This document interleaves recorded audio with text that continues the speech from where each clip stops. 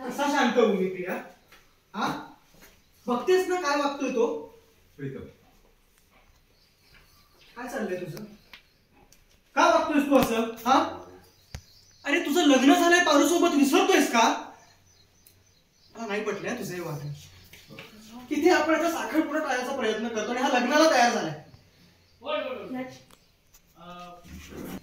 मला नाही पटलंय तुझं हे वागणं. इथे आपण याचा साखरपुडा टाळायचा प्रयत्न करतो आणि हा लग्नाला तयार झालाय. ह्यात आदित्य सरांची काय बी चूक नाही.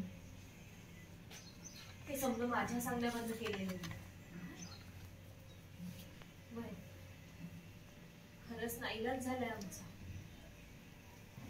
असा कसला नाईलाज झालाय पारू?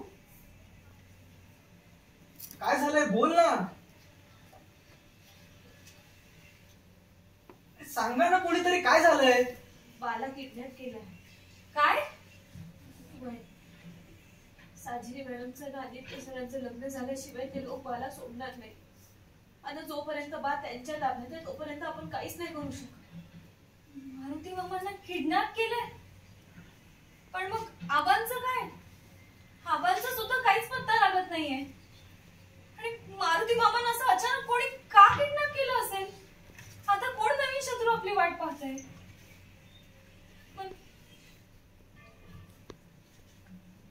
I am sorry. हे बघ असं काहीतरी असेल असं विचार पण नव्हता केला मी. तू बरोबर वागतोयस.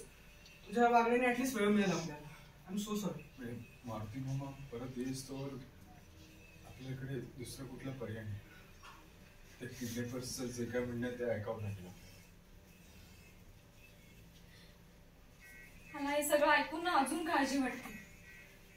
आबा आणि मारुती मामा कुठे असतील, काय करत असतील, कुठल्या परिस्थितीत असतील?